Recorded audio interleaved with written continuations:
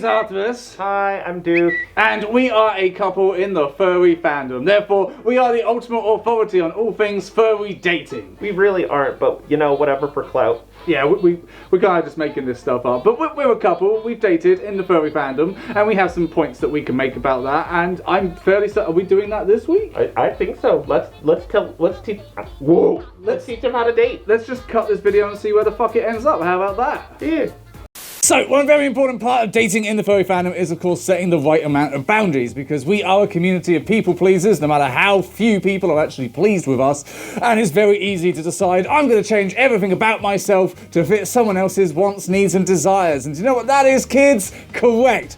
Fucking wrong. That's what it is. Well done. You score a point. They're absolutely worthless. But you need to know who you are. You need to know your worth. You need to know what you're all about. Otherwise, all you're going to do is gravitate the wrong person to you. Essentially, think of yourself as like a job application. You are setting forth your needs, your requirements, what you want, and what you're looking for.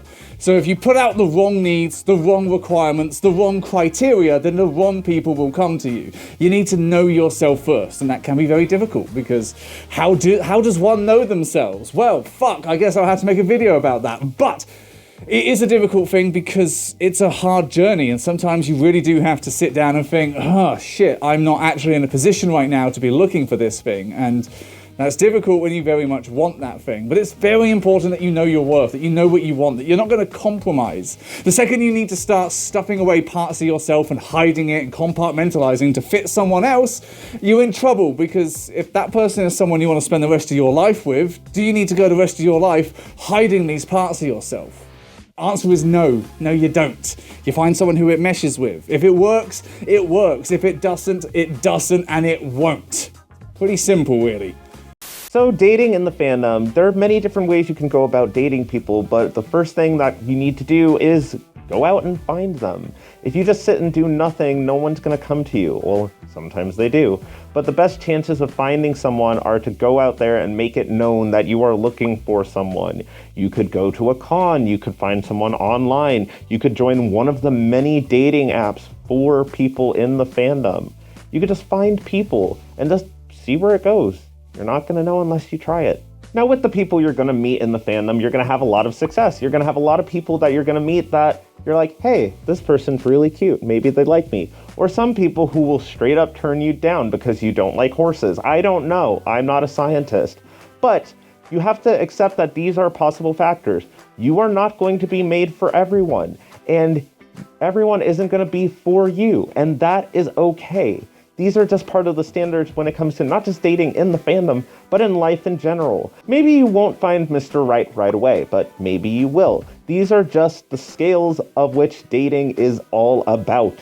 It's not always going to be just roses and flowers and just harmony all the time. No, there's going to be a lot of heartache. There's going to be a lot of, this isn't the right one for me. There's going to be a lot of disappointing factors in dating.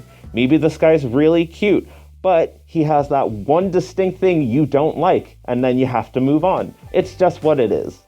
Being open to possibilities is a huge part of this, and this is a lot of different angles to it, so I'll try and keep this concise. But basically, first of all, you need to be open to the fact that people may actually be interested in you, and that you may be a thing that someone actually desires. This was something I very much struggled with, and had to have numerous people point out to me numerous times. Still to this day, I can't quite get it in my head, but it is a thing. You have to be able to open your eyes and see that, no, you are actually a catch, you are actually someone who is desirable, and if you want this thing, you need to be able to see the people that want it too, and want it from you.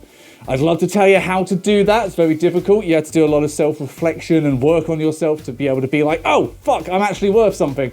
But that is the legit truth. Know yourself and be open to these things. And remember that there are no hard and fast rules to this shit. Being open to possibilities means open to being wrong about what you thought a relationship might be.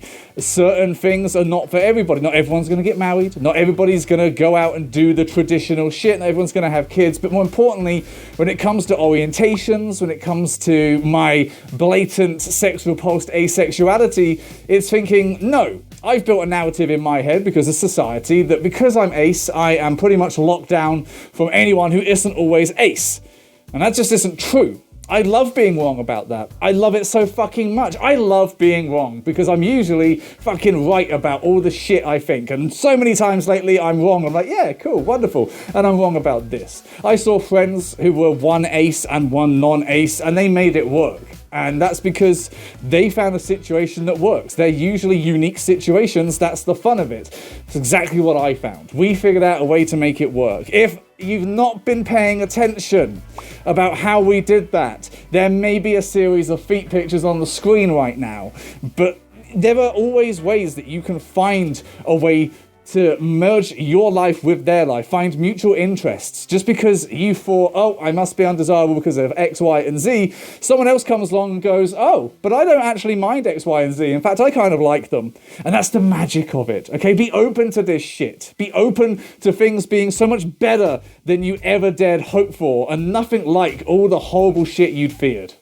So when it comes to dating in this amazing fandom of ours, the best thing about it is that there's no formula. And this comes to dating outside the fandom too. You have people who can stay monogamous. You have people who are open poly. You have people of all different backgrounds and different styles of dating. And you can pick however you see fit. The important thing of being in a relationship is that you connect and have the boundaries and have the same goals as your partner. You want to eventually get married? Awesome, that's great. Do you want to just stay fuck buddies? That's also cool.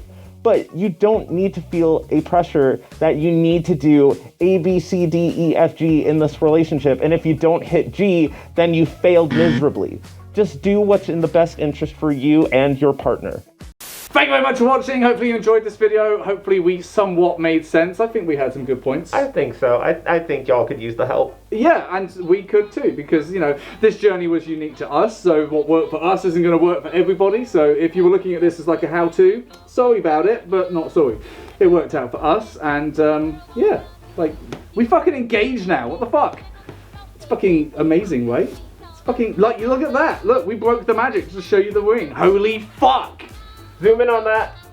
I mean, we'll make the fleshy bitch do it. Yeah. Yeah. Yeah. Yeah. Do some fucking work, you bitch! Get a job!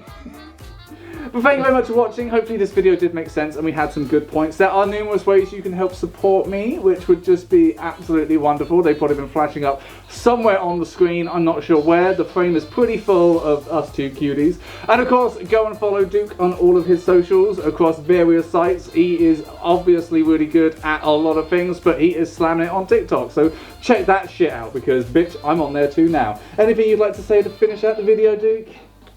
I hope this video helped you out, and if it didn't, tough, but that's life. But it's okay, because I'm thin. And I'm not. Bye! Bye!